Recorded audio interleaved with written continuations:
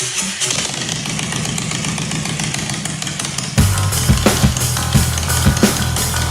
to the Big BoneYard. Enter at your own risk.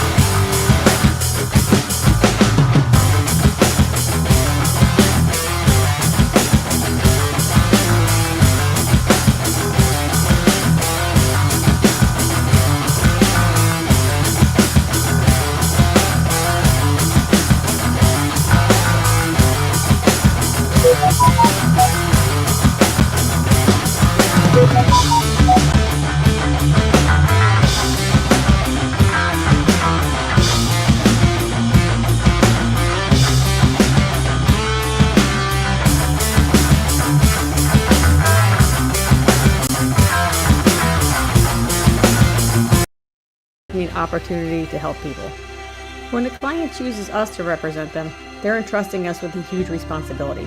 It's our goal to exceed their expectations with our personalized service and to help them to achieve the best possible recovery to compensate them for their injuries. That's where we come in. We come in and we solve that problem for them and really set them on the right track in order to try and get back to what their life was like before the accident happened.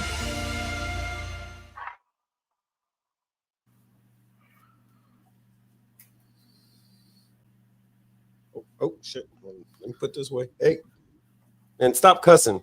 Not even in the show. Hey, man, welcome to the Big BoneYard. Thank y'all for joining us again tonight. Hey, my man Soldier, I see you there. Miss Bell, Nicole Bell, Black Dragon, the extraordinary Black Dragon. Sir, good to see y'all. Good to see y'all. And so, hey, welcome to the Big BoneYard. Man, we've been busy. We've been busy. We got a lot of stuff to tell y'all about Miami. What's up, Miami? Look, do that thing. But yeah, man, we've been busy. But look, first, let's do it like we do it. Welcome to the Big BoneYard. I'm going to do it all professional. Like, welcome to the Big BoneYard. It's been a few days. Glad that we've been doing stuff. But I'm Big Bone 1%er, your host, and along with me, hold on, let me hit the. I'm Big Bone 1%er, Big BoneYard. Been doing biking shit, and along with that, we got the man with the MFing plan. I got A-Bait Tate. A-Bait Tate, what's up, man? Not much. You know, pregnancy life. Right on. Well, yeah, you know what you did. You know, you remember that birds and bees class that they gave you in school and everything. I didn't take that class. You did. You failed it. But hey, Biker News Canada, what's up? Apparently, the test came back positive. Black Dragon said, "Superstars in the house." Yeah. Hey, look, the movie premiere was straight fire last night, man. And you know what? We definitely, a matter of fact, we got a lot of really good stuff to catch y'all up to speed about, including the tonight's episode, what it's about and everything. But because we're gonna be covering a lot of stuff, let's go ahead and do this. Let's address that disclaimer thing that we do, which is basically just a fancified way of saying that everything that we say and discuss and express, opinions that we express, are our opinions and our opinions only. They do not reflect the opinions of our respective organizations. Whilst we love and respect those organizations, whilst we may be associated and or members of those organizations, these are our opinions, not reflective of anything or any other organization at all whatsoever. Tape, right? Tape, right? That's not right. Allegedly. No, not allegedly. The disclaimer, we mean that. Oh, yeah. We mean the disclaimer. Use allegedly. This is us, is what he's talking about. But anyway, having said that, couple of things. As Black Dragon just mentioned, his reference to the superstars in the house and all that. Hey, so y'all know we were working on this movie called Riding Dirty for about a year. Y'all heard us mention it here and there. And so the movie premiere finally, after a couple of different hurricanes and everything else jumped out there in the world to try to stop it. The premiere was last night, at a wonderful location in Tampa. It's been all over social media and stuff. And a bunch of y'all showed up because the place was packed, literally standing room only for those folks that couldn't get it. They still let folks in, even when there weren't seats. People were still pouring in, so that was definitely cool. I was told that it was the largest premiere, the largest number of people in attendance for a independent film in the state of Florida. And I don't have anything to reference it to, but it was a hell of a lot of people there. So it was definitely impressive. The better thing about that is that the movie was kick-ass great. I'm not saying that because I was in it. I'm saying that because of the fact that the movie was straight freaking fire. It was the coolest thing. I'm going to shut up about this in a second, but the coolest thing is to be watching a movie that you're on the screen, and you're listening to people in the audience all at the same time cheer, yell. Like there was an episode where the cop went to, I had an episode, won't give it away, but there was a thing between me and a cop. When the cop entered the scene, everybody goes, boo. It's crazy listening to a few hundred people at the same time react to yourself and other people that you work with on screen. It was crazy good. Tate, I saw your bike. Your bike was literally in a few of the scenes because we needed a different sort of bike, something that was crazy cool with colors that pop. Your bike absolutely fits the bill for that. But yeah, it was cool. But I wanted to share that with you. Seeing people that aren't necessarily from our way of life make a movie about our way of life and learn how to ride throughout the whole movie process. It was really cool. That was the crazy part that still that came up last night at the premiere. Because I rode, it was cold, but I rode my bike last night, and so me and Anubis pulled up, and folks were like, "Oh, you had a motorcycle for real?" Like the people. I'm like, "Yeah, matter of fact, I do." And so a number of the other people, they were going like, "Oh, where's your bike?" And the thing was, some of these folks, they're actors, so they a number of them had to go to the class, which Bert from Bert's Barracuda provided that. And man, Bert, I still don't have enough words to tell you how much we appreciate it. But Bert sent them mofos to school, as he said, ain't gonna be no biker movie made in his town with a bunch of people that don't know how to ride motorcycles. He was adamant about it, but that was such a cool thing. But yeah, so the movie's going to be streaming soon. It's going to be in theaters for X number of weeks, I think 2.5, 3 months. And then after that, it's going straight to streaming. But we're going to keep everybody in the loop about that whole thing, because this is definitely, you want to see this movie. I'm telling you, you're going to want to see it. I'm thinking the sequel needs to be filmed in the Panhandle. Well, the movie was it was 4 hours long, so there's a part 1 and a part 2. So straight away, there's a part 1 and a part 2. Because a year's worth of filming. We could always do a spinoff. Yeah, well, they're talking about some stuff. I don't want to give away the whole thing. Okay. Clinton Lund says, what are we calling cold in Florida? Look, after you've been in Florida for a while, anything below 65 is anything below 65. Right below 65, that's chilly. That's chilly. Bone's showing us his age. Come on, listen. I'm to saying, be honest, if I can't walk outside in my underwear in the morning without running back in the house, it's cold. So anything under like 50. Oh, facts. Because remember, 50 degrees standing outside is 50 degrees standing outside. When you get on the bike and you're doing 65, 75, 85, 20. It ain't 50 no more. Yeah, exactly. It's more like 25 or something like that, And so us in Florida, we ain't set up for that shit. That ain't like our thing, man. But yeah, Clinton. So I don't know where you are, but here in Florida, after a couple of things happen after you've been in Florida for a while. Like after about 6 years, 5 or 6 years, your blood thins out and you get affected by cold different. After about 7 years, you become a certified meteorologist and don't need to watch the weatherman no more because you can do a better job. It's like everybody in Florida, I'll tell you about the barometric pressure and storm surge during hurricanes and why are the birds doing that? Well, I'll explain that to you. That's because you live in Florida, you know that stuff. I gotta take a Listen, class. Yeah. I put it to them this way because I've lived in Florida the majority of my life. Louisiana, when Katrina came, thought they were Floridians, and they're like, "No, we ain't evacuating.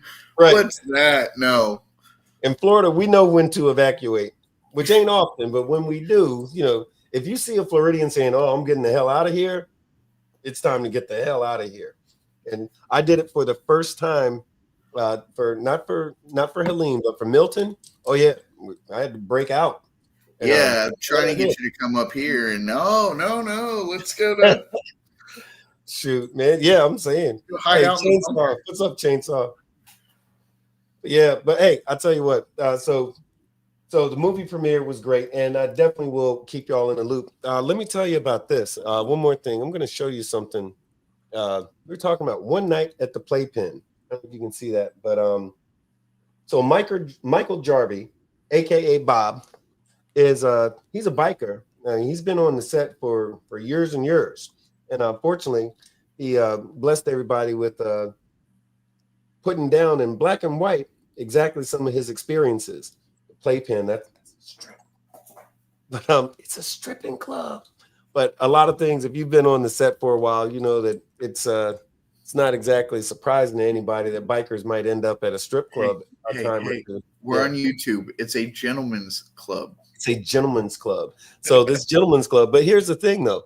But Michael Jarvie wrote this book, and he sent me fantastic. And let me tell you, the legend. There's some. I won't say who, but Mike signed this book, and the legends. Long story, I'll just drop some names a little bit. Gargoyles, Outlaws, Satan's Helpers, Hell's Angels, Dark Circles, Rock Machine. A lot of folks contributed and showed me some love and sent this over to me, and I just appreciate the hell out of it. And a great personal note that was written and signed by Mike himself. So, man, thank you very much. And myself in Miami, you only sent one copy, so me and Miami have been fighting over this situation because we're both reading it, and it is an excellent read. So if you have the opportunity to get this book, it's called One Night at the Playpen. Do yourself a favor and get that book. And one more thing, because I'm just feeling love. Can y'all see that? I don't know if y'all recognize the late great Fred Sanford or Red Fox, aka Fred Sanford, but Cheryl Foster and her husband saw this shirt, and for some reason they saw an old red-looking black guy and said, "Hey, them Big Bone needs that shirt." So they sent it to me, and I appreciate the hell out of it. And I'm getting use out of this shirt. I'm not kidding you. I'm getting some use out of this shirt. So, hey, what's up, Mike? Mike was at the premiere last night, but we appreciate Cheryl. I appreciate this. To your husband, thank you guys. And if anybody wants to share some love, or you got something that you think that we should wear or talk about on the show, don't be shy. Y'all let us know. The address to send anything that you want is P.O. Box 1484, Pinellas Park, Florida 33780. So don't be shy. We love and appreciate all the love, and it motivates the hell out of us to just kind of keep doing what we're doing, you know. So thank you. And we so always much. love free shit. Everybody loves free shit. Yeah. And that book can be picked up on Amazon. But free cool shit. But yeah, you can find the book on. You can find One Night at the Playpen on Amazon, and it's an excellent book. You'll appreciate getting it. Now I'm only halfway through again because I got to fight with a tiny ass Cuban woman, and they're vicious. Don't lie, the tiny ass Cuban woman's reading it to you. Well, yeah, I didn't say I was with the words and alphabets and all that shit, but she did make me this giant size it's a Kool-Aid. Yeah, that's it. This is like the most giant prop in the world.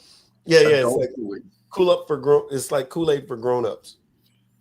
But yeah, so next thing I want to talk about. So this morning we had our COC meeting, Council of Clubs. We had the meeting today. I'm the chairman for this middle part of Florida here, as we say sometimes. Hell of a great meeting. Covered lots of good, important stuff. I won't go into everything, but one of the things that we talked about my attorney, who's also the attorney for the COC, Jerry Theophilopoulos. Yeah, I said that. Jerry Theophilopoulos. No, Theophilopoulos, which no one calls him that except for me and the two other people that can actually pronounce his name, and I think they're related to him. But we say Jerry T. But Jerry T really briefed us real well on a lot of the new laws that can be expected, or new actions, police actions, new laws, and so forth, and some of the stuff that's happened recently. But one of the things that happened that we did today, I don't know if you can see that, but looks like that thing from The Godfather. It says the RICO Act. And yeah, we talked about that because we're bikers, and there's MCs, OMCs, motorcycle ministries, MROs, a lot of different type of bikers, but any one of us, anybody can get it. You know, this guy who was a federal prosecutor that a number of us knew because he was doing some stuff with the set. At this point, he was just a regular lawyer, but he says there's a saying that they have in the state of Florida that the prosecutors say it all the time. They said, man, we can indict a ham sandwich if we want to. First of all, I don't eat pork. But the fact that they can indict a ham sandwich is really just a way of saying they can get anybody for anything. You don't have to be guilty of something. If they decide they want to get you, they can get you. And RICO is a tool that they use to do that. If you don't know what RICO is, then, you know, like Google that. Most of it, if you're a biker, you already know what RICO is. But anyway, but that was one of the things that we talked about today. The point I'm getting at is if you're not associated with the COC in your area, get that way. If you're in a motorcycle club, your club should be a part of the COC, learning from the COC, participating with what they got going on, because the COC we make it our business to work with, help, and protect the interest of bikers. Sometimes that's a legal interest, sometimes that's a financial interest, sometimes that's an image interest, whatever it is. But the COC is definitely where it's at. So get involved with your local COC. If you don't have one where you are, then get at me and we'll tell you who's there and how maybe you guys can put one together. Because most states have at least one COC. Florida, we're a big state, so we've got 3. And ABATE, we need a 4th. We actually do that. There, well, you know, that's a conversation going on right now. ABATE and the MRF are very involved in COCs all across North America. So if you're not in an MC and you're in ABATE or something like that, I don't have to worry about it. Nah, get involved. Get involved. Black Dragon said, "Hey, bro, yeah, I was looking good on that movie. Okay, he said I was looking good on the movie trailer. I don't mean to talk about it again, but I can't wait to see it for real." Yeah, man, you know what? That was the first time that I saw that to Black Dragon. That was the first time that I actually saw the entire film. I saw bits and pieces when we looked back at a certain section of a scene before it was edited, just to make sure that there weren't any flubs and so on. You know, just spot checking, so to speak, for lack of a better way to put it, because that 2-minute scene actually might have took friggin' 8 hours or 12 hours to make that 2-minute scene. It's crazy. Oh yeah. So you're not watching the whole movie while you're in the process of making it. And but last night was the first time a lot of us saw the entire project, and we were blown away. Now, again, not just because we were in it, but this is a kick-ass good movie. And just so happens that myself and a lot of folks that I know are actually in it. But of course, there were actors who were flying in from other states to come in to do, because they're actors, you know, like real actors. But yeah, so well, one guy used to be in the NFL. Yeah. Jimmy Fitz, professional football player turned actor. You'll know who Jimmy Fitz is as soon as you see him. What is he? 6'5", 6'5", like 380 pounds. Oh yeah, not an ounce of fat on this freaking creature, you know. But there he is, and guess what? He's a cop in the movie. Like, you don't want to see that cop in real life. But listen, when I was on the scene and on the set, and this dude just pulls up, I'm like, oh fuck, he ain't supposed to be here. Like, you thought he was a real cop. Real cops here. Mm-hmm. He looks walking over there, locking my saddlebags. Jimmy Fitz, who plays detective, I forget his character's name, detective. whoever it is, but he looks like the cop that all other cops want to be when they grow up to be full-grown cops, right? And I mean, you talk about some authenticity; it was there. But I digress. But yeah, I'm very excited about the movie. So Jerry T, COC, get with your local COC or get involved in your local COC if you haven't done it yet. It's definitely a thing. Then also, there's another thing I want to tell you about. So talked about One Night at the Playpen. Fred Sanford is my friend wearing the shirt. I'm just looking to make sure I didn't miss anything. And if I did, y'all get at me. But yeah. Okay. So, all right. Covered all that good stuff. So let's talk about what we're talking about tonight. And it's probably not what you're thinking, but so the Tonight Show says it's called this episode, A Good Old Lady, How to Make or Break Your Club. And I've been having that conversation with folks for years.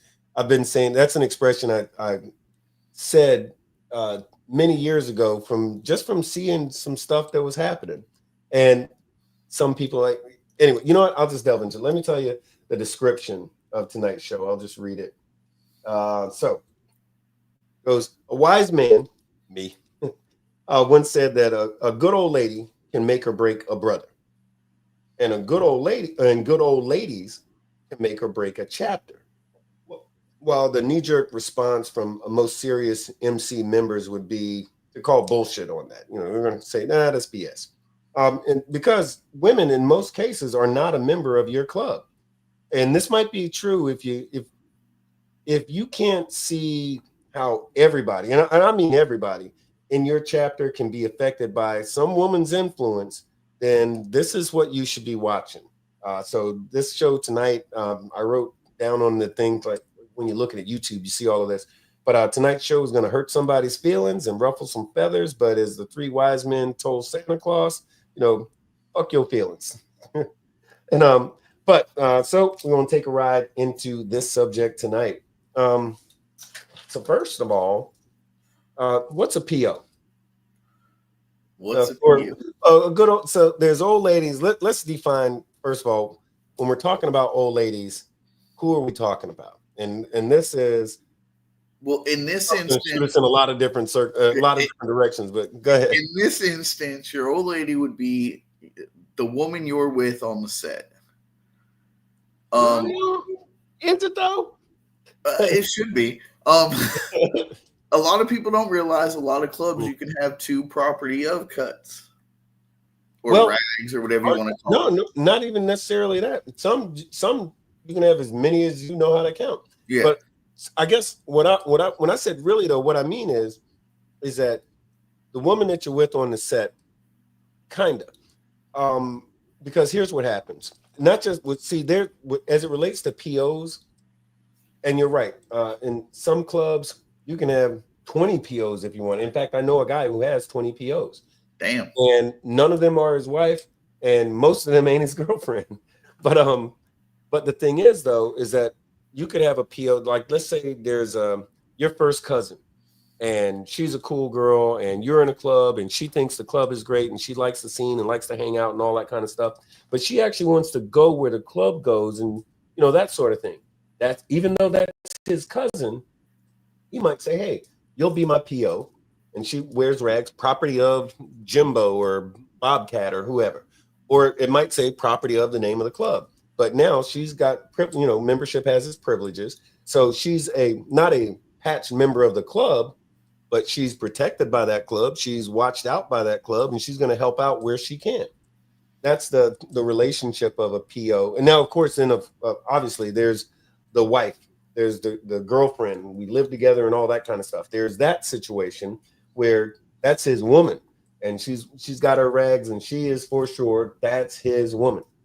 And really, that's more who I was thinking about in regard to this story. That's who I was thinking about. Not so much the girl who's just a PO and she's not really. But really, it applies to any of them. Even a woman who's not a PO, but she's just married to a guy. She don't have a set of rags or anything. She's what they call a house mouse. So here's the thing. And I want y'all to give us your 2 cents on this too. Oh, Shaggy. This is our Uncle Shaggy in the house.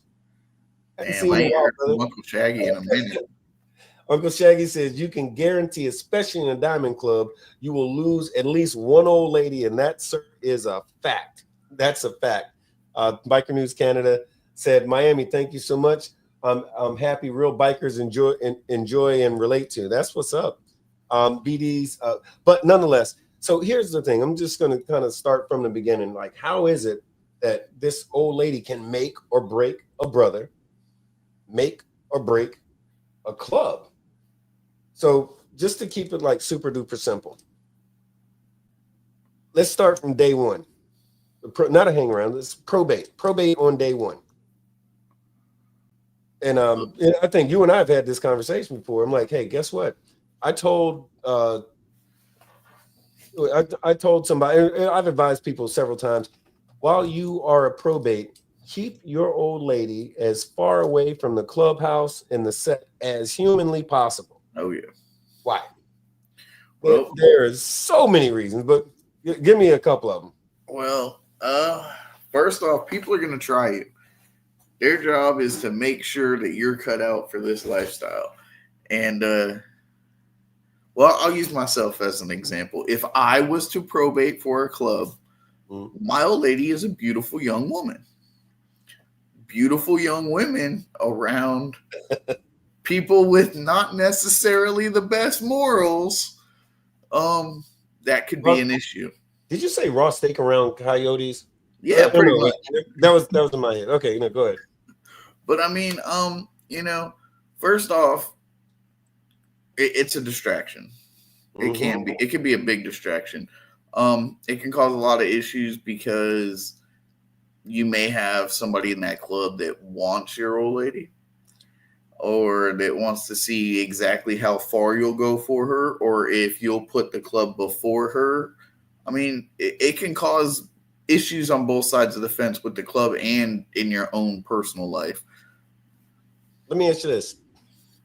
Let's say you're a probate for the diamond holder in your town, and you get the call at 3 a.m. to go get the big brother a pack of Newport shorts in the box.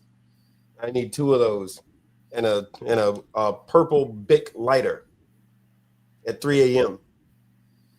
And you and your old lady are at home, crashed out sleep because you're watching SpongeBob or whatever, and you fell asleep watching SpongeBob, and the phone rings 3 a.m. and you got to go do that. To your old lady, what are you really doing? To my old lady? Any old lady. Not your old lady. Mine's a little different. Yours is a little different, but that leads me to the first thing. So, an old lady, let's not even call her old lady. She's a citizen, like unfamiliar with this stuff, or vaguely, which most women think they know everything about it, even the ones that don't, right? And what she knows is 3 o'clock in the morning. Where exactly are you going? Because you're not going to get a guy a pack of Newports and a purple lighter. That's ridiculous. So that's problem number one, because now she's going to start giving you grief and headaches and hell and all kinds of problems at home. And if you don't think that problem at home, just while you're a probate, especially while you're a probate, because being a probate is hard. If you're a probate and your old lady let's say she knows the club, she hangs out at the clubhouse and this, that, and the other thing. She knows all the old ladies and all that kind of stuff.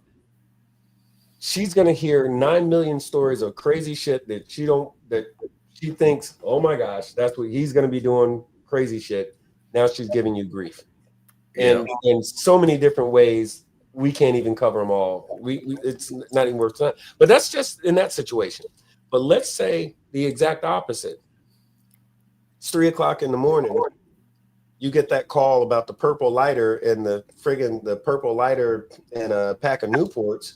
Well, a good old lady's going to be like, hey, I know they're going to call and ask them for them damn Newports and stuff. She's going to go out and buy a carton of Newport and 12 purple lighters in advance to save him some time, because she knows he's got to hustle his ass on down there because they told him you got 20 minutes to be here. She's going to prop him up. If he's having a rough week and he's got all this biker stuff to do, and let's say he's broke, guess what? She's going to make sure he's got gas in the tank, food in his belly, and she's gonna screw his brains out real quick, just to keep his spirits up because he's really going through it. And so the support of a good old lady is invaluable. Like you can't put a price tag on that when you're trying to do this MC stuff, right? Because a good old lady, a good POs, they're known to do their motto, so to speak, is I keep him up and running so that the club can stay up and running. Because he's a cog in the wheel. I got to make sure that cog, that's my man. I got to keep him up and running and keep him at his best because he's got that stuff to deal with. Bro, if every brother in a chapter had that kind of energy from their old lady, them cats could be unstoppable, provided that they're not idiots in the wrong club or whatever. But seriously, I mean, that's like such a good thing. So a good old lady, a group of them can make a freaking chapter. I've seen it. I remember one year, went to 1% Clubhouse in Daytona. Folks, we deal with the great folks. But one year, this is many years ago, I went to Daytona. They were having a kick-ass party. There was food, music, dancing, entertainment, a band, the whole freaking thing. So the one brother said to me, "Hey man, go there and get some food. Get eat. You can't be drinking on an empty stomach." I'm like, "Yeah, great." So I go over. I'm not even kidding. I still use a joke about a toothpick today because. So I went over. You've heard me say it before. I've heard this story multiple times. I went over to get some food, and before I could get words out of my mouth good, some of their properties were like, "Hey, baby, what do you need? This, that, another thing. Boom. What about this? What about that? You got that? You got a napkin? This, and another thing. The food's great, fantastic. I'm grubbing like a son of a gun. This is great." And I was like, "Oh damn, something stuck in my tooth." And I'm sitting around a number of the brothers from that chapter, it's their club, their clubhouse, and the whole thing. I said, "Hey man, y'all got any toothpicks around here?" You would have thought I just asked the algebra question because these cats was like, I said, they know where the bar is and where the food is. Yeah, I said, "Okay, well, forget that. What about such and such?" And then finally, one of the guys just said, "Man, don't ask us shit. We don't know nothing." He goes, "Ask one of them POs over there. They know everything. They actually run this shit. All we do is show up." And it hit me like a ton of bricks because everything was working smooth. And there was a bunch of folks there. They handled the food, the drinks, the entertainment, the vendors, you name it.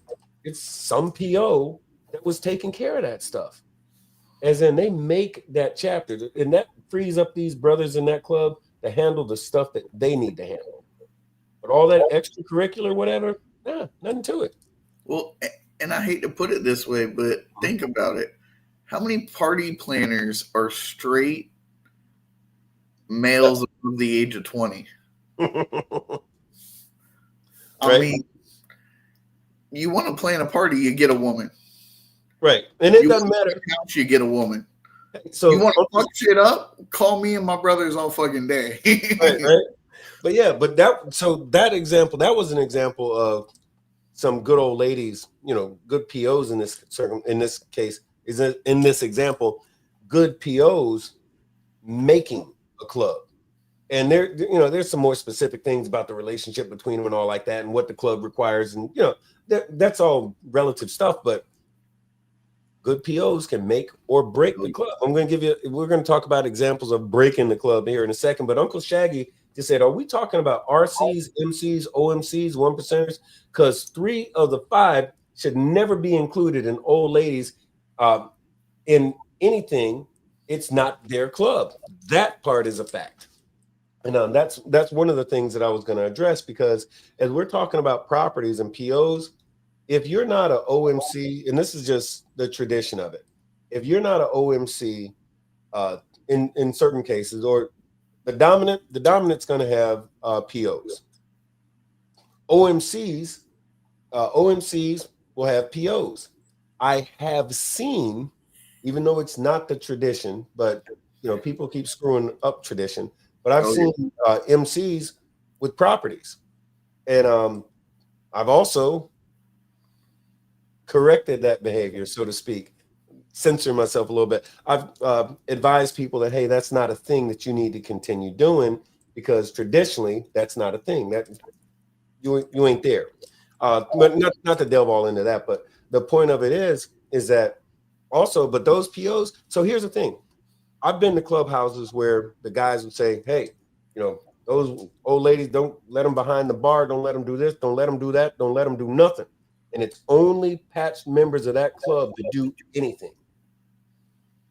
And they do all right. Not saying that they're doing bad or anything like that. But I've seen the reverse, where the old ladies, the POs are involved in stuff and they take care of stuff, which I personally kind of like that because it frees up the brothers to do any number of things that they need to do. And I'm not saying every single day, but hey, if there's an open house, let them get involved. If there's something that needs to be planned out, let them do it. That's just my opinion. That's just my opinion on that. Everybody do it like you want to do it, but that's what I've seen. But going back to the make or break a club, what I was really thinking about and the conversations that I was having quite a bit was in regard to like the relationship type stuff. I've seen guys who were in high positions in their club. I'm talking like the top 3 in their club.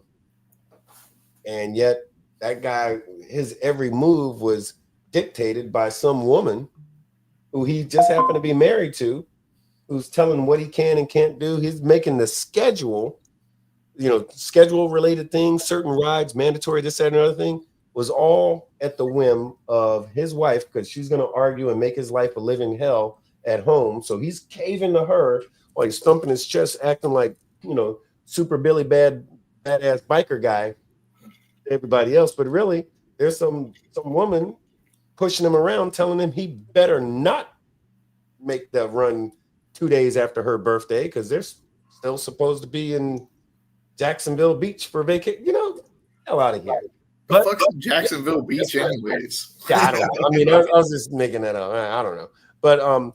But so the thing is, they said this thing on what's that show? On Sons of Anarchy, I think. Yeah, Sons of Anarchy. They said this thing. And if you love the man, you got to learn to love the club. Yep, that was it. I've seen it on T-shirts since then. But man, that is a fact. It's like if you are in this lifestyle, if you're a grown ass man and you got that patch on your back, it behooves you to, unless you already got the woman, if you got that woman and you come into this lifestyle, you should help her understand how this shit works. If she's for you, she's probably going to be for you anyway. But you're going to find out if she's not for you, or if she's one of those control freaks or whatever. That's maybe, pump your brakes, rethink it. Don't come to the club if you're bringing her with you as your boss. Because, there's a hierarchy. You got a chapter president, a sergeant at arms, and some other stuff as far as club. Keep her out of club business. This is just the advice part of it. But keep your old lady out of your club business. And if your old lady is the one calling the shots and what you do or don't do is dictated by some woman, then you shouldn't be a biker anyway. You shouldn't be in a club anyway, because the two just don't fit. Hold on. Biker News Canada said, I was blown away when I saw the POs behind the bar at my old Diamond Club clubhouse down south. He goes, no POs allowed behind the bar in Canada or citizens of any kind. And yeah, I have seen, that's what I was talking about a minute ago. I've seen both. And it depends on the club. It depends on the club, and it also, so they do it different. I've seen it work in 2 different circumstances. Now, but also you got to understand, having a PO behind the bar, serving beers is a lot different than having her come to church and give her opinion about whatever is going on. That's a different sort of a thing, because basically that's like the equivalent of having some extra help, which if you've ever had an annual, you need as much help as you can get. Fucking A. That is been there, done that. So Douche Canoe, or formerly Douche Canoe, D without the ush, said, I think the term Big Bone is looking for is educated, as in Big Bone has educated some individuals on the proper way to act. Okay, right on. Thank you, sir. Thank you, sir. No, wait, wrong button. That's the button. I will say, I've been to a number of diamond clubhouses, and I've never seen a woman behind the bar. But for good reason at the same time, though, because it's like everybody behind the bar is dealing with that club's money. Mm. That woman is not a member of that club, therefore she should not have access to any of their funds. Well, see, now that's a good question, but see, or a good thing. In certain circumstances, when you're talking about that, that's true. But what if you go to one of these clubhouses where nobody's got cash anyway? You just got those little paper things, the punch card or drink card that you get. So hey, the old lady or anybody could handle that because it's not cash. Yeah. Because whoever, you know what I mean? I don't want to give away everybody's information, but that's a different thing. So if there's no cash being handled, and basically she's just verifying that somebody paid for something and you punch a card or something, hey, That's no problem. She ain't touching no money. And I mean, and I'm not trying to tell anybody how to do their thing. It's just interesting to see. Uncle Shaggy said, they're talking about the POs, they're to look good, smell good, be pretty, and they can be the boss at home. Amen, Shaggy. Because that's our understanding. Outside the house, I can be the boss all day. Once we're home, or we leave whatever clubhouse we're at, I've had people make fun of me because they're like, "Oh, hey, we're going to such and such bar when we leave here. Oh, you got to go ask the old lady if she even feels like going out." Right. But I'll tell you like this though, and I don't know if this is some diamond shit or not, but I'm of the with no disrespect to Miami or any similar sort of woman, but my thing is if I'm doing biker shit and something's going on, I do what the fuck I need to do. And here's the thing, I don't want to say she lets me, but the thing is, I've been doing this stuff forever and ever and ever and ever. We have the benefit of knowing each other and being together for a real long time. So if I'm doing my biker shit, I'm doing my biker shit, right? And that's just what it is. When I get home, instead of being big bone 1%er, I'm still big bone 1%er, but take out the trash. And did you I've seen some things. I'll keep my mouth shut, but I've seen some things. But for real though, it's like home is home, and it's all about respect and people playing their roles or whatever like that. But the truth is, and Shaggy hit the nail on the head. Look good, smell good, be pretty, and when we get back home, be the boss. When we're on the set, this is my thing, and matter of fact, hold on, here it is. So Soldier said, I've ended relationships because of this exact thing. He goes, you met me in this lifestyle, so you either accept it or you don't. And that is the gospel. I can tell you over a lot of years of doing this, any relationship that I had, I'm saying back in the day, it was always predicated on one thing. I'm a biker. This is what I do. This is what I'm going to do. Don't ask me to choose between you and my club, because that ain't, it's not going to be a favorable outcome. And if the brothers approach their relationship situations like that, there would be a lot less headaches. Oh yeah. Or you can nip a headache in the bud, like Soldier just said. Hey, he pointed out to her, he was in this lifestyle when he met her. So, but a lot of females think, yeah, he's a biker. He's in that club now, but I'll change him. Well, will you really? And look, sometimes they do. Sometimes you do, and that's where tearing up a club comes from, because he's got some woman at home who's giving him a hell and a half, and instead of just giving her the damn boot, he's going to let her win out because he's trying to please two masters, so to speak, as opposed to, this is the club, this is home. She ain't trying to hear that, and he ain't trying to enforce that. But and Shaggy was saying, keep your old lady away from other old ladies. Hallelujah. Keep your old lady away from other old ladies. They are oil and water, and these bitches can get clicky. Good Lord, that is the gospel. Look, that's the gospel, because what happens is, I don't know if you've ever met an old lady or a PO. She's been around for a while. So she thinks that she's the head PO. There's no such thing, but she thinks she's the head PO. She's supposed to tell them what to do. And she got like 4 or 5 of her girlfriends. And this PO over here, well, she's new because he's only been in the club 2 years. And well, she better bow down and do it like this. And here's how we do it here. And this and another thing. And this clubhouse. And that. Bitch, shut up. We did a video. You're a visitor. You're a club inside of a club. Yeah, that. You did But a video on it, but it's the same thing with the women. But I was going to say same thing with the women. The thing is that the women gotta realize now co-ed club, that's something different. That's some weird whatever. But amongst us, this is a and I'm one of the MCs of Man's Club and all that. But for real, if you're a PO, be a PO. Your function is to back up your old man, support him, and by default support the club and all like that. But all of this, I've heard him. I'm gonna run that bitch off. Well, I don't like her. I'm gonna get rid of her. Get rid of who? That so and so's PO. Oh, so now this PO is deciding which POs can and can't be in. Fuck out of here. Come on now. And I can speak on personal experience, and you've watched me go through it. I've been with two people since I've been in this whole MC lifestyle. Yeah. And one wanted me home every day. Don't answer your phone. Don't talk to anybody. Don't do this. Don't do that. What the fuck you mean you're going to Tampa to hang out with Bone? What are you really doing? He's not really in a movie. You're just taking on. Okay, whatever. And then I got Kaylee, who's very much do what you got to do.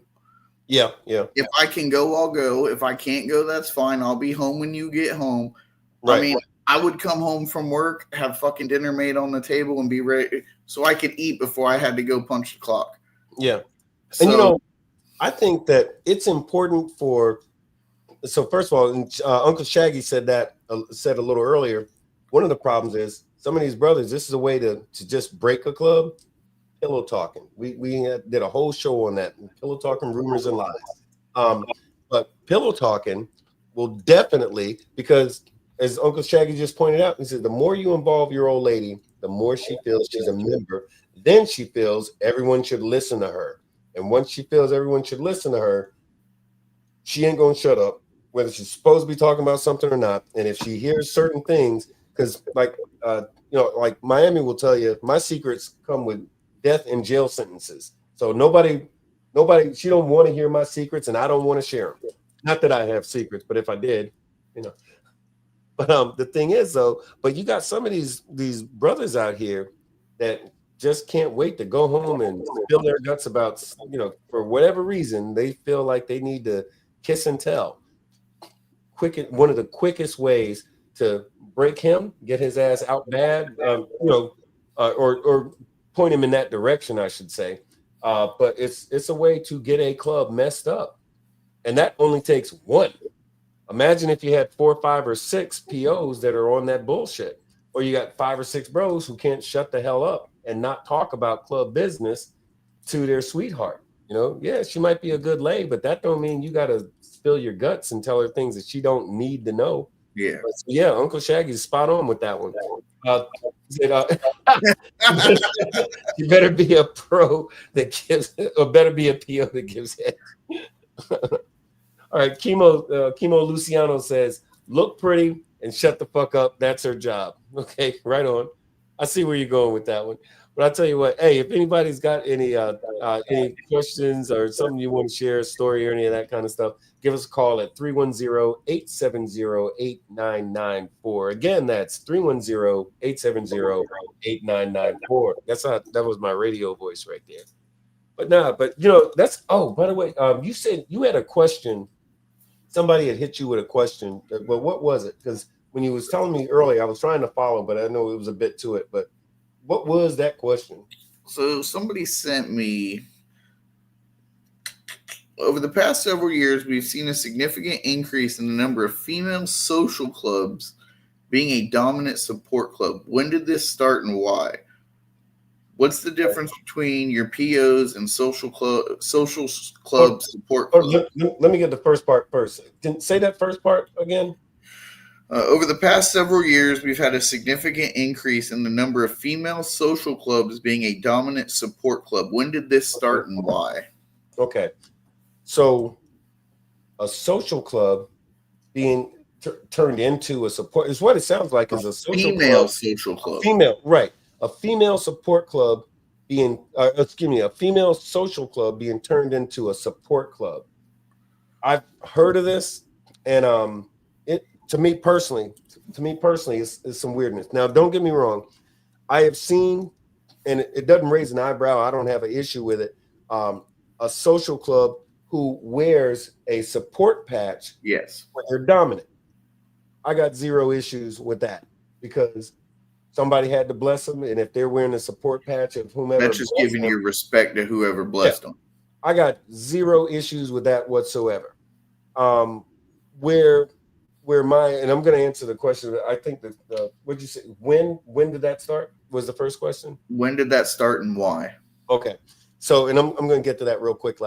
But so the deal there is that my issue would be not that they would wear the support patch of the dominant, but when that social club, again, the social club starts doing, moving, acting, and asked to do the things that a support club might.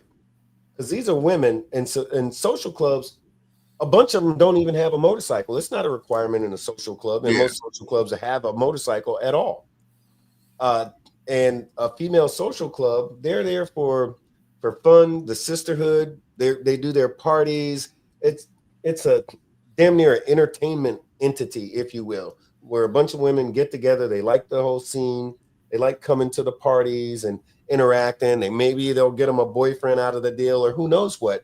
But if there's some club related issues, I am not interested in having a bunch of females in yellow vests. I don't know. I'm just using that as color because a lot of times social clubs have these flamboyant, the brightly colored rags and stuff. Yeah, at that point, somebody's fucking up. When did it start? I didn't see that. The first time I saw a social club that was acting like a support club kind of blew my mind, and thank God it was not in my state. I thought it was a little bit weird, and as I delved into it a little bit, what I realized is that there were some folks who were trying to rewrite history and change protocol and tradition, to be real honest with you. In your area, so you do what you do in your own AO, but if you are going to be real with it, if you're going to stick to tradition, protocol, the history of what we do, then social clubs stay in their own lane, in my humble opinion. When did it start? I'd say the first time I saw something like that was about 10 years ago. Why? Because somebody does not embrace or adhere the true protocol and tradition of the set. By the way, Biker News Canada said, how many guys have that conversation with their old lady? Do they get told what is expected? That's great. In regard to the PO situation, I know for me and several people that I know, I actually wrote many years ago. I wrote a document called the PO guidelines and standard PO standards and guidelines, or I might be saying it in reverse, guidelines and standard, whatever. But it was a list of about 35 things that, as a PO, here's what you're expected to do. Here's what you can do. Here's what you can't do. Here's what you're going to get. Here's if you ever have an issue, here's how we're going to back you up. Here's how I'm going to back you up. Here's all of this stuff, right? And with me, POs back then should come into this the same way a probie does. You need to know what you're doing in order to be able to do it well. And I encouraged other brothers to, hey, don't just slap some rags on her back and she don't know what the hell you're doing. A lot of clubs, you can't have a PO until you've been doing this for a while. Because if you don't know how to be a brother, how the hell are you going to tell her how to be a good PO? So that's as far as the when and the why. What was the I know you were reading some other stuff. What was the rest of it? Let me pull it back up. What's the difference between your POs and a social support club? Okay. Great question, and a lot. A social club, and there are social clubs who are, not, I won't say connected, but who support their dominant real well. And what I mean by that is, in their role, let's say here we go with the party again. Let's say it's a open house. The club has an open house on Thursday. The social club knows that their open house is on Thursday. So as a social club, one, they're going to show up because it's going to be a good time. But two, since that's their dominant, they have a relationship with them that way. They might show up. They might help to clean up the clubhouse. They might clean up after. They might set up. They might say, "Hey, we'll help you do such and such." If the club is cooking some food outside, they'll say, "Hey, we'll go out here and we'll cook the food for you so you can go and do your thing." So that's what social. I know who this is, so I'm going to forego the regular. This is the big BoneYard, yada yada yada. Uncle Shaggy, what's up, man? What's happening? Man, it's good to hear from you. How you feeling, man? Good. What a topic tonight. I know, right? I actually really got confused. Well, I'm not confused. So a lot of what you're talking about, I've had deep conversations with your side of the house, and you guys allow a lot more when it comes to the old ladies and stuff like that. So when it comes to the white side of the house, I can assure you, in diamond clubs, period, from top to bottom, don't matter if it's part of the big stick, they have many fucking numbers they want these days, all the way down to the smallest 1% clubs. Old ladies are, typically on the set seen, not heard. Yep. Far too often, what's gone crazy with our lifestyle is the more we involve the outside people in our world, the more problems we start to have. Yep. Like for example, the pillow talk is a big thing. Like in my former club, my soon-to-be ex-lady, she was my ride or die. She kept the brothers alive because I would be able to vent to her, whereas I'd want to show up to the clubhouse and kill all the bastards for being stupid. Well, when I stepped up to the 1% side, she needs plausible deniability. Yeah. We do, nothing illegally. It's alleged we do a lot of illegal stuff, but if she doesn't exactly know the details of it, right. We don't need to know the details of it. She needs right. to be able to take care of kids, take care of our belongings, take care of our shit. If we get thrown in jail, because law enforcement's not going to quit being relentless towards us, and they're all criminals and gangbangers and shit like that. So, she needs to be able to keep her ass out of jail. Bro, that's a fact. As far as you guys go, man, like especially the cast, man, you guys get, we'll see a couple of members of telling me about like 10, 15 fucking POs, and I'm like, man, I looked at Vicky one time and said, "Hey, can I have like a couple of those, man?" We were paying bills and fucking watching kids and doing dishes and shit like that. So look, man, nobody ever says you got to bone them. You just got to fucking, make sure that they look good with that PO shit on. Well, there's a lot more that goes with wearing that vest. I mean, a lot of responsibility. There's a lot, and that's what these kids' problem is they think that now there's somebody because we got that vest. That's not a membership vest. That vest belongs to the member that give it to you. And it could be snatched up by any brother at any given time, and then you have to be snatched up and booted out of the fucking clubhouse. Yep. And look, that's one of those things. Somebody said a little earlier. I think it was Biker News Canada said, does the brother explain this stuff to her before he gives her those rags? Because there's a great answer to that. Yeah. There's two things. One, what I did as a leader is I sat down with the probate or hang around or whatever, and his old lady before I ever joined the club. There you go. I, as a leader, explained, "Hey, here's what your old man's getting into. Y'all need to go home and discuss this. Because if he's going to include you in this decision making, you're liable to come to the conclusion that he don't need to be around this kind of shit." Man. And then number two, there's a book that's written by 1%ers. It's a real thick book, and it's like the Biker Guide or something like that. And there's a part in there where an outlaw's old lady wrote a big a little deal of how old ladies are supposed to act and how to tell the difference between a brother who's got an old lady and a brother who don't. Yep. And that article was absolutely amazing. Like she broke it down Barney style, man. She's like, look, if you see a past member walk in, his hair's braided, his beard's clean, you don't have shit, clean off of him, he smells decent, Yep. It's probably a good chance that he's bathed, his old lady's braided his hair is his clothes are clean. It's probably a good thing, probably his motorcycle's probably clean, that dude's probably got a fucking pretty good old lady. Now, if you see those scurvy brothers that's got who loves, licking the pass around all the time, that guy, his hair's a mess, he looks like shit, and he's a fun brother. Yeah. Well, actually, that was the way it was 15 years ago. No, but today, you know what? everybody's all nice and pretty and got their hair cut right, aside from these some of these new style, thank God I don't see it in my house, but aside from some of these new style metrosexual type cats who they come out with their nails done better than half of the POs and so forth, that's a little different. But you're right. When you see some scruffy looking, unkempt, look like his life is falling apart, 9 times out of 10, he's either got no old lady or a really bad one, And but you hit the nail on the head a little earlier with what you said. What was that you had said a minute ago? Not about the Talking about not part of the club. Yeah, no, that's what it was. Yeah, because a lot of times it's like you get the pillow talking, you involve her all up in the club and the club business and everything. It makes her feel like she's a member. She wants to be heard, and she's got a lot to say now because somehow she thinks in her head that she's sitting in church making motions and voting on shit, and that's not the case. But she's going to carry that same energy to the other POs, and that shit spreads like a cancer. Instead of being able to, hey, come around, have a good time, do what we do, now you got to deal with internal turmoil because some PO or some old lady thinks that she's now the number 3 in the chapter or something. Oh yeah. But I'll do you one better.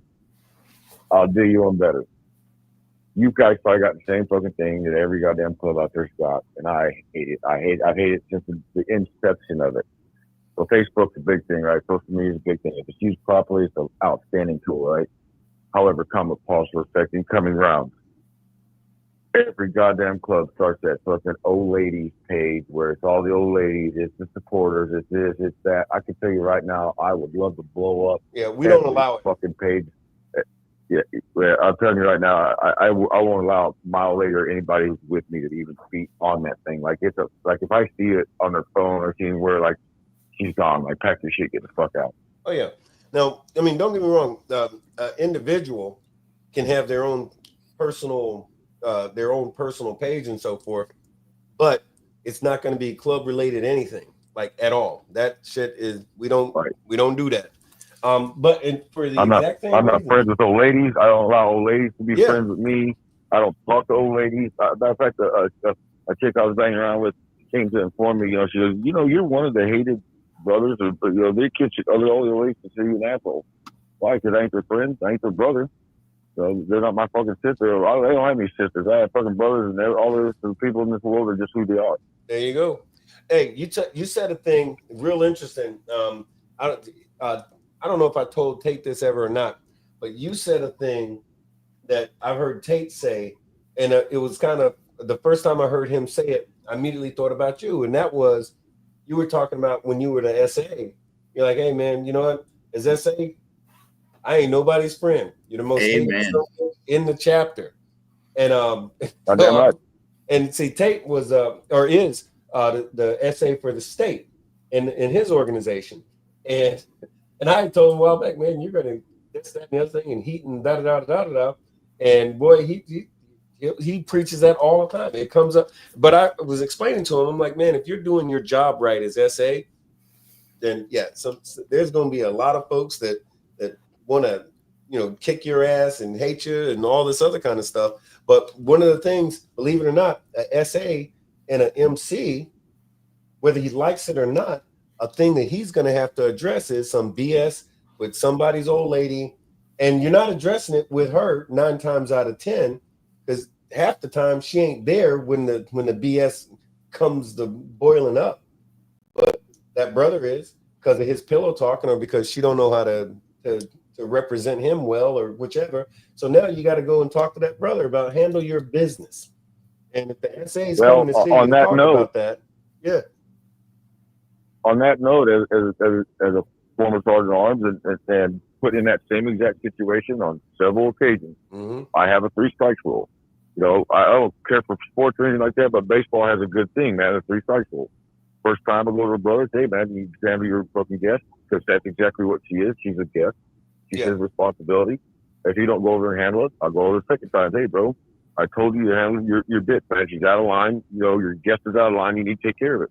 The third time, I ain't going to that brother. The third time, and I have done this, where I have had to snatch the old lady up, where I've had to snatch the guest up, and they get the boot out the fucking front door of the clubhouse and told them to get the fuck out of here. Yeah. Because they're causing problems. And the brother's not handling his business, and if he's got an issue with it, we'll go in the patch room, and we'll lump each other up, and then we'll go back out, loving each other, and have a good time. Yeah, but look. And then I'll throw a bitch out anyway. But that's the gospel, though. I mean, so by the way, Clinton Lund said, "Hey, Shaggy, it's good to see you on here. I'm not trying to be a 1%er, but I'm proud of the STL scene. Because look, man, you've been doing your thing for a minute, and you know, folks ain't stupid. They know what's going on, and they know you are that dude. Uncle Shaggy's Uncle Shaggy.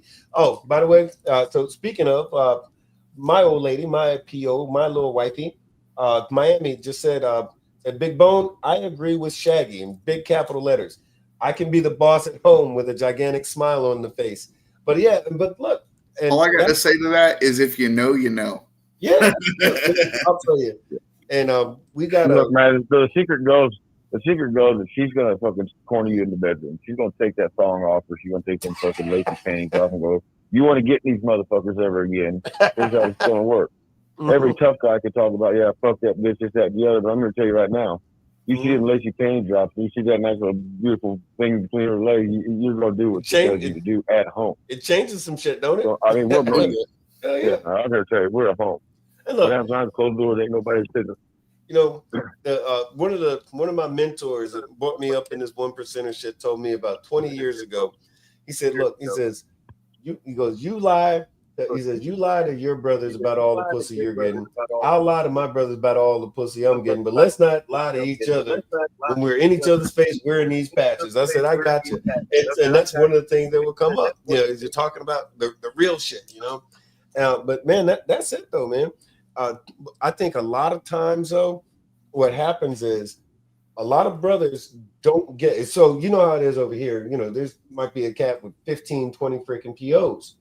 And I've seen it work successful in the sense that those POs, that one's his cousin, and that one's so-and-so, and that one's so-and-so. And I'm talking a seasoned brother who's like, these are the rules, here's how it works. And if you're screwing up, don't worry.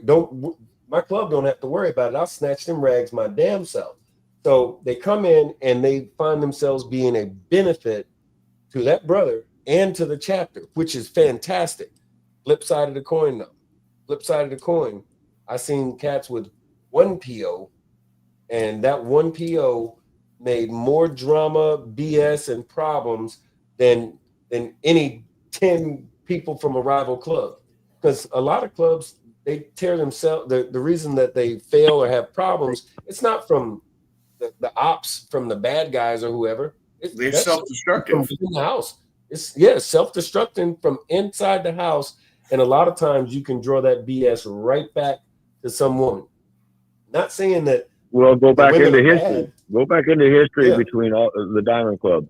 Nine times out of 10, when a war is caused between a club, a fucking woman's involved. Yeah. That's a factual thing. Oh yeah. There's a certain club. We ain't gonna say no names, but there's a certain club. This guy was he had a pretty big position. Was beefing with his wife. Wife got mad and decided to record him talking about all kinds of stuff. He was doing some stuff he shouldn't have been doing against his club. Yeah, you're gonna get me in trouble. Don't set me up like that. No. You got in trouble for that. I ain't saying. Well, you got that video too. I'm being very vague. Yeah. But the thing is, I put a video out on that. You got in trouble. Yeah, me too. Remember, we both got in trouble behind the same shit. That's why that's why no names and no nothing. Because you and me caught the same heat from two different entities during that time. That's everything and what not to do, and that's how you destroy brotherhood back. Because you catch me like somebody outside of my club will catch me with my hand in the cookie jar, and they bring some videos of my club brothers. I can assure you that videos have disappeared. We don't know what video you're talking about because we don't believe the outside world, man. They can manufacture whatever the hell they want to.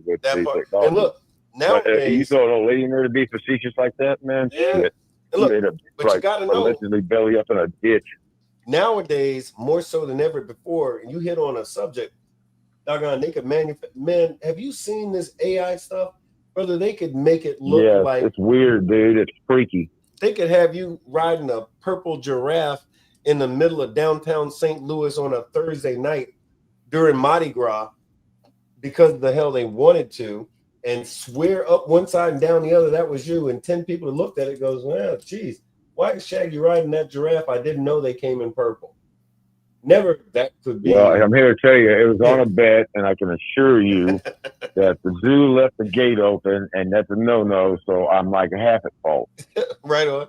Hey, everybody, Miami just gave an instruction because, you know, she is the boss at home. She said, hit that thumbs up, hit that like button. So while you got a minute, if you have not subscribed, do that. Definitely do that because we're going to be doing this stuff all the time. We always are. You'll be and hit the notification. There's a bell. Hit the bell for notifications. That way, every new episode, you'll get a notification about it. But hit the like button, hit the subscribe button, and jump in here and give us a shout out and give us a thumbs up or something. Let us know that you're hanging out with us tonight. You know, but oh, Ghost Eagle, man, where you been? Ghost Eagle just jumped in there. Ghost Eagle Guardian, thank you, sir, for coming through. But Uncle Shaggy, I'm telling you, man, the whole and so here's the thing, it goes outside of just, believe it or not, old ladies and POs. Well, outside of POs, I should say. Because not every old lady is a PO, and she can create just as much headaches and problems. Because there'll be an old lady, she don't have no rags, she got no vest or nothing like that, and there she is. Folks know who she is, and she's in everybody's business, and she's the one. But flip side of the coin, that's why I keep saying it. The flip side of the coin is if there's a good old lady, rags or not. If she's a good old lady, man, she's going to watch out for you. She's going to make sure that your brothers are straight. And guess what? She ain't screwing nobody but you. She knows what time it is, and she stays in her lane.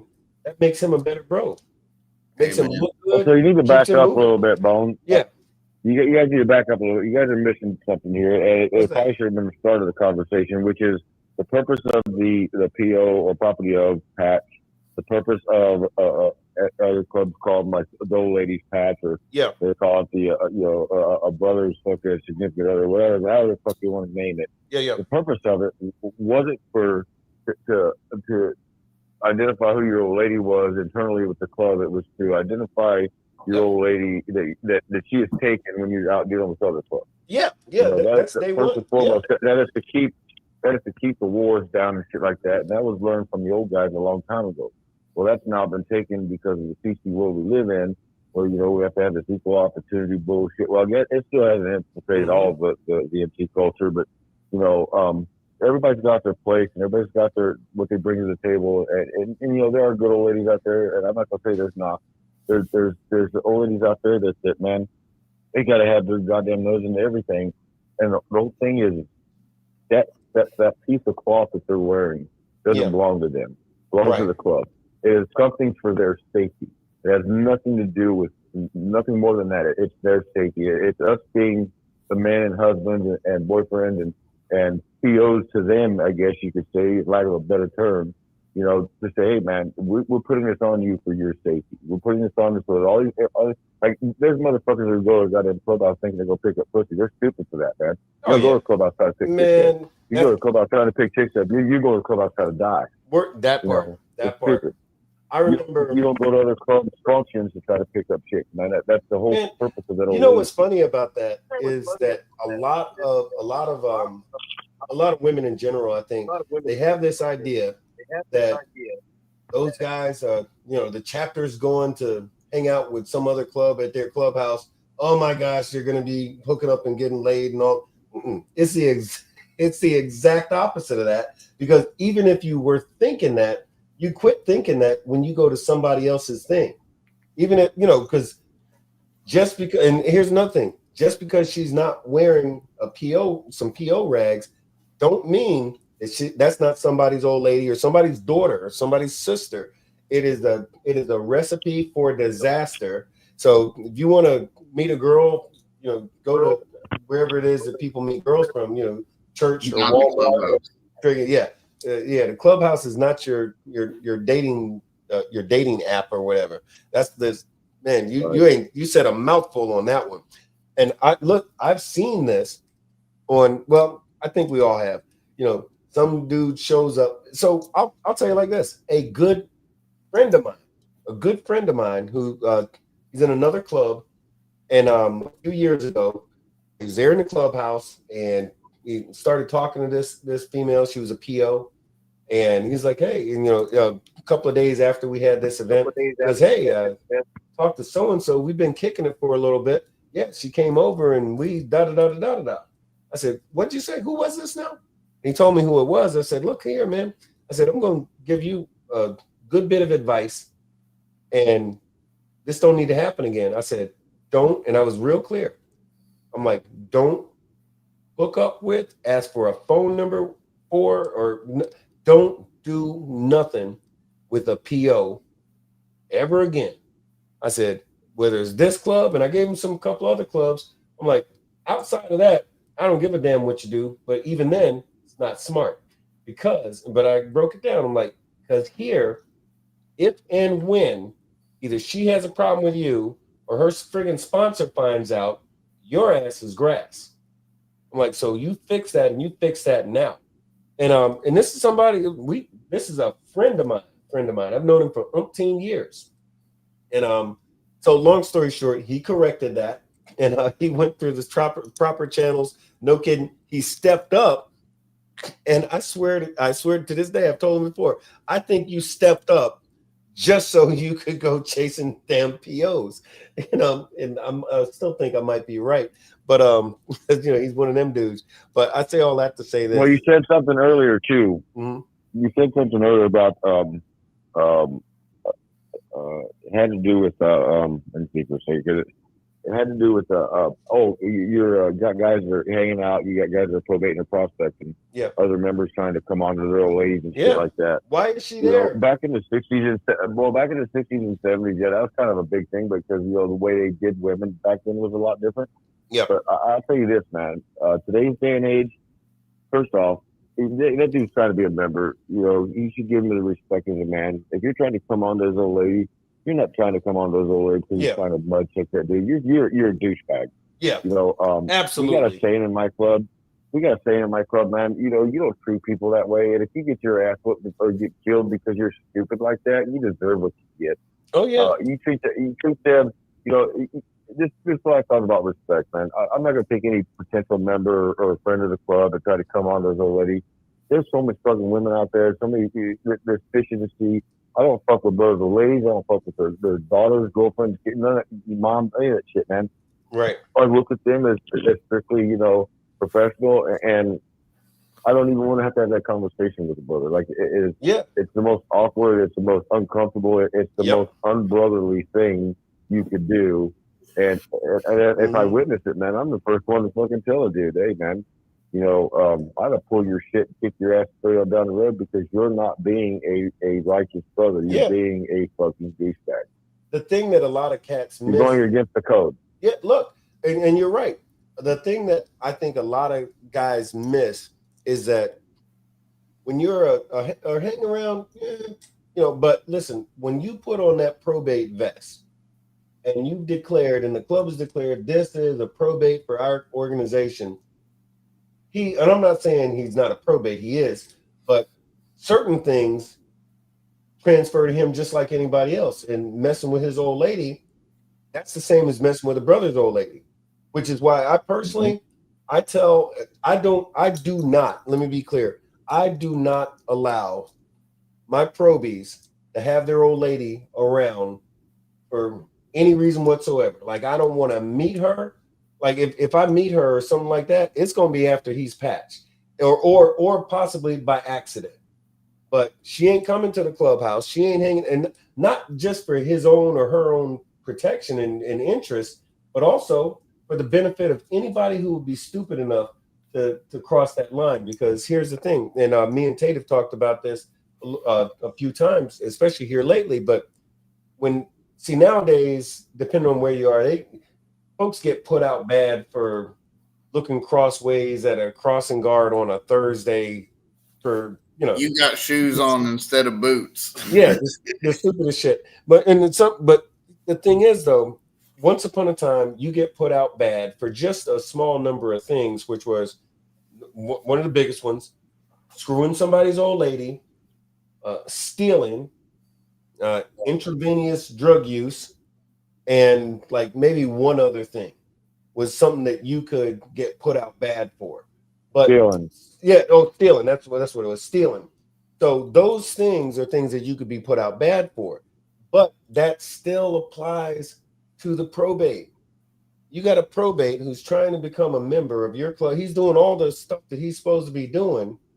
And somebody, for whatever reason, goes and messes with his old lady. What's the move? Well, in my opinion, you mess with that probate's old lady, you're done. You're done. The whole purpose, the whole reason why she's not allowed around while he's probating or prospecting has absolutely nothing to do with her and everything to do with him. Yeah. One, she's a distraction. Two, he has decided to come to an organization and say, hey, I want to join your organization. His sponsor should sit down with him and his wife, and his sponsor should explain to her that, look, you're not allowed to be around because he needs to be showing the club that he wants to be there. He wants to be, serve the table. He wants to bring something to the table. He wants to do all the things to earn his membership there. And then once he has done that and he's completed that and he's become a member, then she'll be more involved and be more part of his life in that if he wishes. However, she is not allowed to, or shouldn't be allowed to be there for the simple fact of he needs to be focused on serving his brothers, getting to know his brothers, taking the time to get to know his brothers, and becoming a brother himself. Yeah, and think about it this way. And learning servitude to the club. Yeah, absolutely. You have got to humble yourself to the idea of something bigger than yourself. And being a probate, right. there's you're jumping through some hoops. Like, I'll tell you why I was a probate, and I was a probate a couple of times with the support club, with my club now. And let me tell you, there were times where I wouldn't want anybody that I knew in my family, or certainly not my old lady, to see, me covered in mud from head to toe or any of this other crazy stuff that goes on, because it might make her look different at you. You're going through a thing, and that the sort of stuff that we dealt with, and sort of things that we dealt with or were going through, or certain things that we had to take care of. One, wasn't none of her business, but two, it's a distraction, because like you said, now instead of concentrating on what I need to do, you're concentrating on how I look to her and how I can, because your natural reaction is to protect and take care of your woman. Serve her. Right. But you can't serve two masters. That's why I said Correct. Miami, that's what she said a little while ago. I don't know if you saw it, but Miami was just saying, she goes, Big Bone, I always knew I liked Shaggy.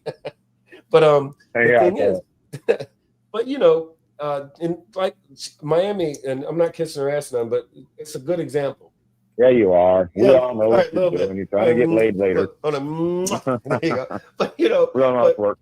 But what happens is at home, but when we're out in the world, and especially here, especially here in Florida with the movie premiere and all like that, we go out somewhere. We could go to the bike night at Burt's or OCC. An A-Bait meeting. QSL, friggin' A-Bait meeting or something. There's folks coming over, and this is extremely weird for me, but it happened last night where people asking me for my autographs. That shit is weird as all hell, because I'm like, real, shut the fuck up. And I'd say stuff like that, and they're looking at me like, I'm not a movie guy. I'm a biker who was in a movie, right? But when we're out and about, Miami, she knows, hey, this is the set, and folks are going to come over, ask for opinions. They're going to want to talk about some club related shit or something going on in their club or some COC shit. She's used to that. And she rolls with the punches. She plays her role and stays in her lane. But when we get home, it's take out the trash and da-da-da-da-da-da. But the balance there freaking works. She don't. Well, there you can't say it right there. There's a balance, and the balance has to be, come on, get over here. The balance has to be followed. It has to be implemented at home. There needs to be discussion between the old lady and the old man, and there needs to be communication there. A lot of the problem is these guys are afraid to tell their old ladies, look, I love you, you're great, you're wonderful, you're beautiful, you're all the wonderful things that we're together, but shut the fuck up. You know, this is not your world. This is my world. You wanted to be a part of it. Yeah. You chose it. You know, you could have told me to beat feet a long time ago, but you chose to continue down this path with me. And so this is my lifestyle, not your lifestyle. It sounds cliche. It sounds male chauvinistic, but it's just the way it is. Bro. It's the last vestibule of men in this world, because everybody else is penis tucking sissies, and they like to paint their nails and act like girls. Well, guess what? We don't act like girls. We don't paint our nails, and if we do, they're queers and they get beat up. Bro, look, Shaggy, you know what I say about that? Like, this is the MC, this is the set where men are men, women are glad about it. We don't do no skinny and the jeans. sheep are scared. Right, the sheep are scared. We don't do no skinny jeans and man buns and man buns. Friggin', we ain't driving no pink the Volkswagen bugs and all like that. We're grown ass men, and the women are glad about it. So that's a cool thing. Hey, how the hell did you pop on here twice? My laptop's dying. Dude. Oh, okay. I'm sorry. Go ahead. Well, so, and that's the whole thing. Women tend to. They used to be that they tend to voyeur towards the bad boy guy.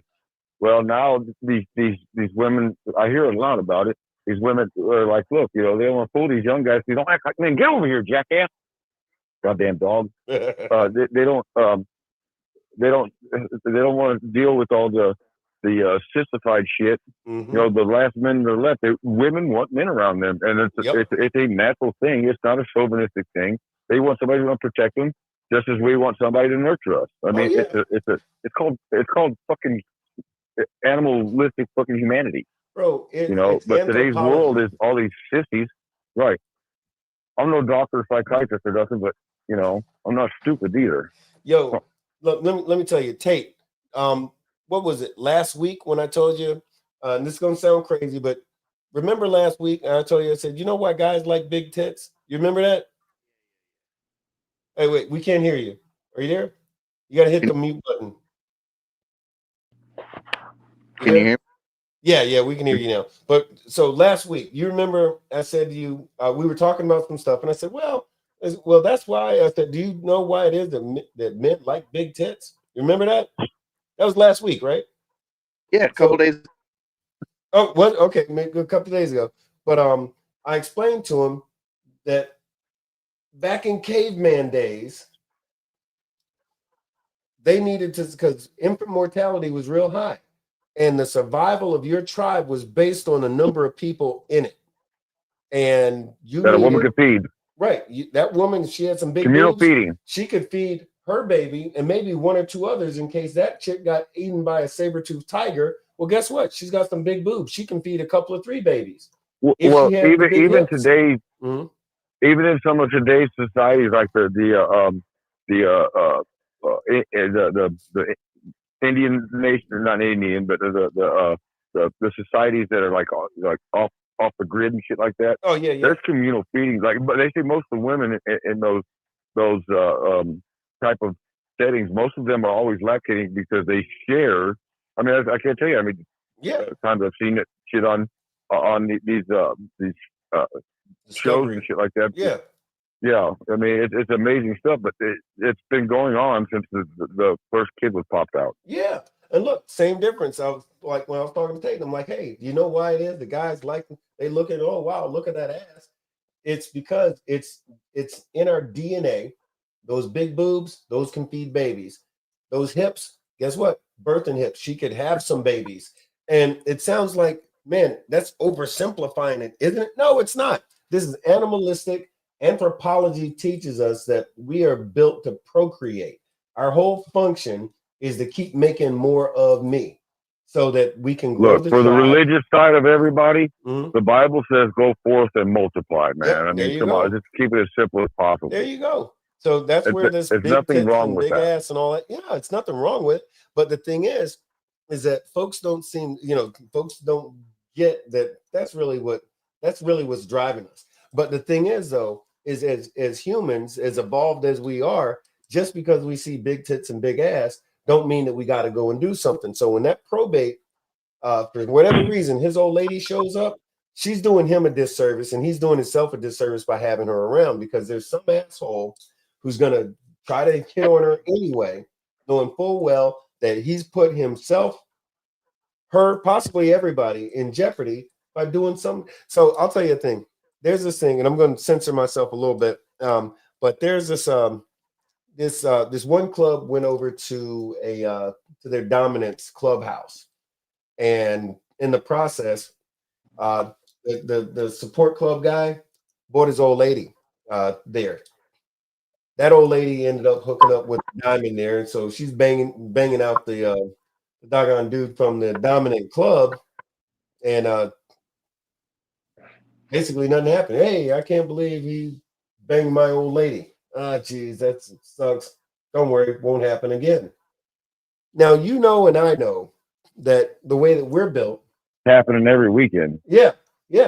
Now, see, on our side of the fence, if I even thought something like that, I'm going to scorch the earth.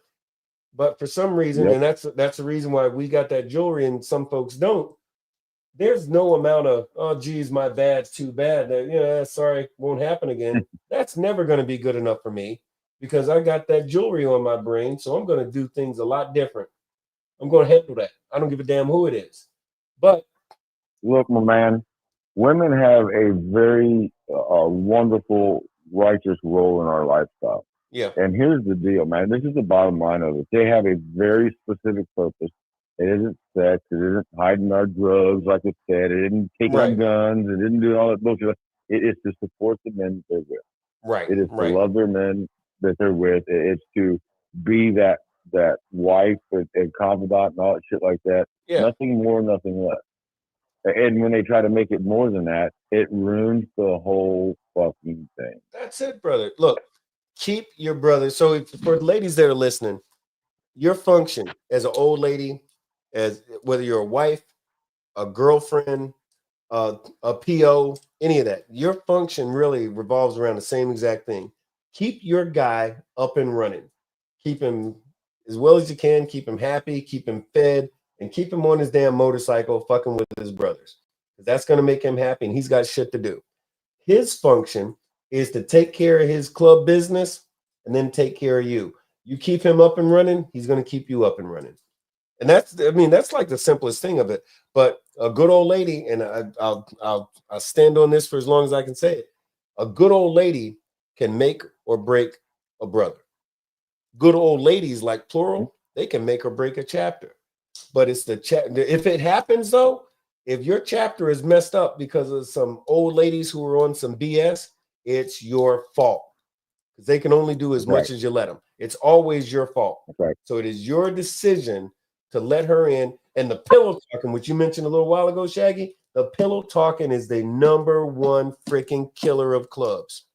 Pillow talking. I can't tell you how many. It's 20 ways from Sunday how pillow talking can go wrong. Pillow talking never works. I've never heard somebody say, "Whew, thank God I told her that shit I shouldn't have told her, because that really helped me out." Have you ever heard the that? irons are getting clamped on your wrist? Yeah. I ain't never heard that.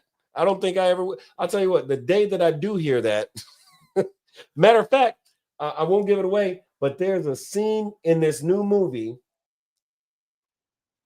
All right, I don't want to give it away. I don't want to do the spoiler. But in the movie Riding Dirty, there is a part of the movie where somebody gets fucked up with the law because their ass was pillow talking. Their ass was pillow talking. I won't go all into the details of the scene, because when you watch the movie, I don't want to. When you say, "Oh shit," he already told me about that. But yeah, somebody got fucked up. It's a factual thing. It is a factual thing. It happened here in Missouri. Yeah, an old lady got hemmed up by the Fed, and 2 major 1% clubs went down, and it was bad. Every member of the 2 major clubs went to prison for at least, I think, a minimum 2 or 3 years, and it was all hearsay, like literally no proof, all hearsay.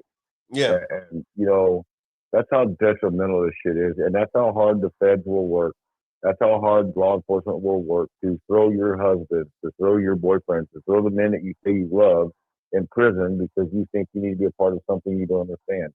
So I'll leave you guys at that. I'll go back to listening and everything, and it's good talking to you guys at Bone. I'll give you a call tomorrow sometime. Man, Absolutely, brother. It's always good hearing from you. Ladies and gentlemen, that was my man, Uncle Shaggy, Invader Shaggy from Invaders MC. Love you, brother. Thank you. Love you. Bye.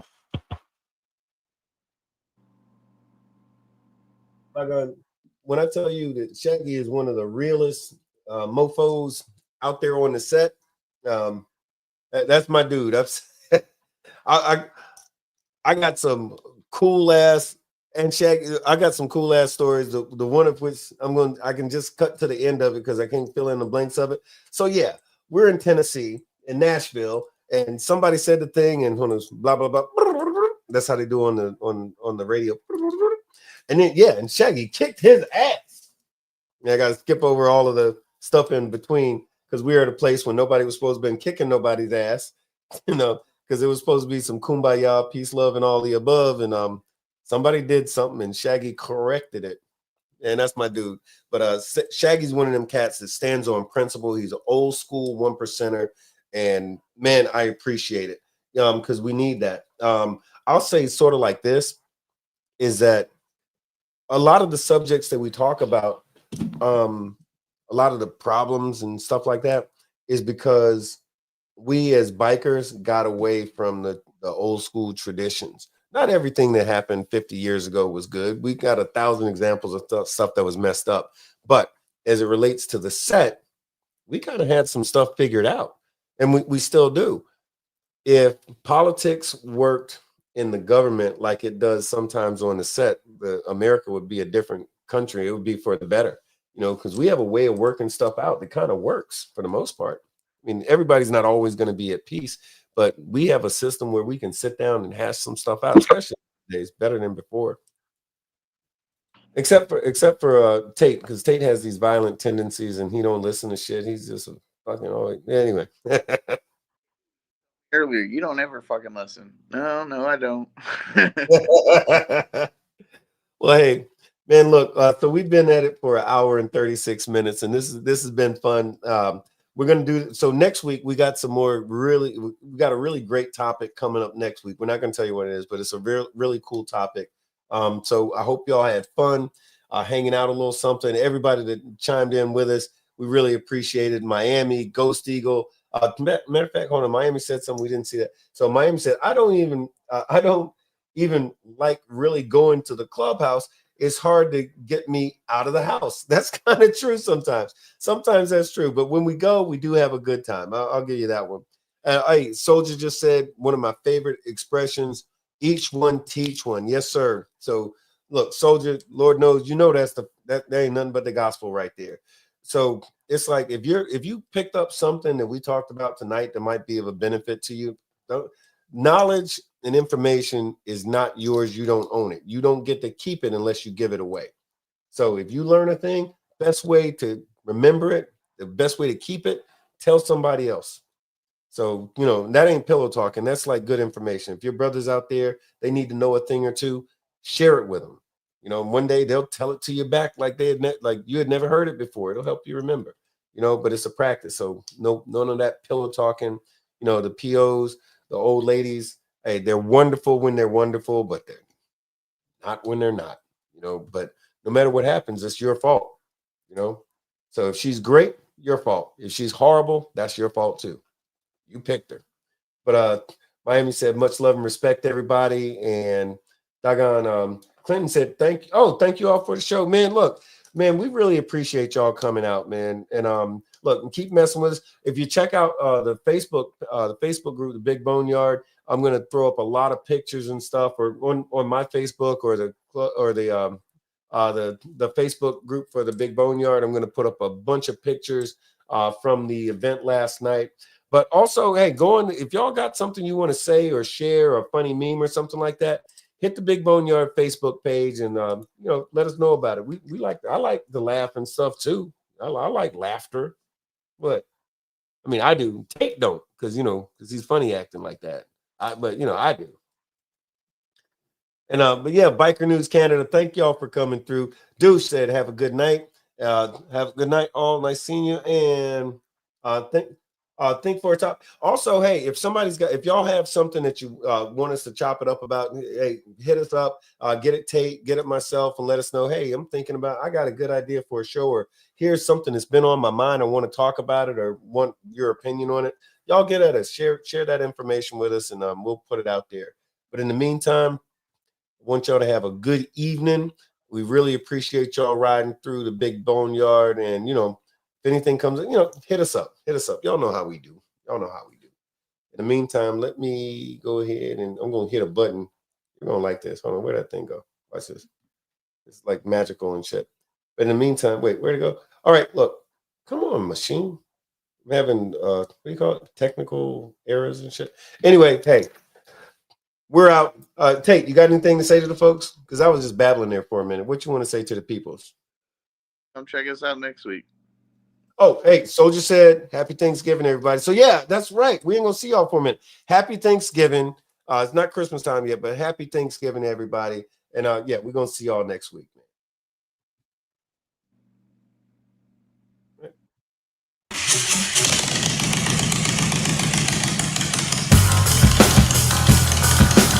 Welcome to the Big BoneYard. Enter at your own risk.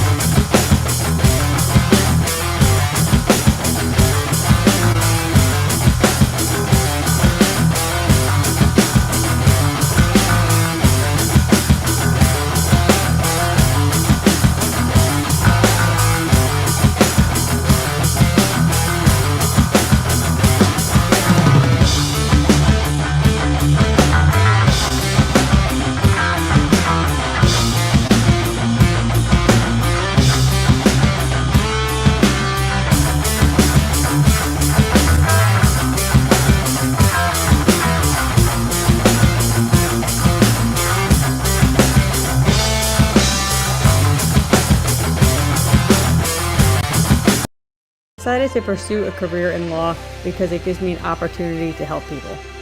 When a client chooses us to represent them, they're entrusting us with a huge responsibility. It's our goal to exceed their expectations with our personalized service and to help them to achieve the best possible recovery to compensate them for their injuries. That's where we come in. We come in and we solve that problem for them and really set them on the right track in order to try and get back to what their life was like before the accident happened.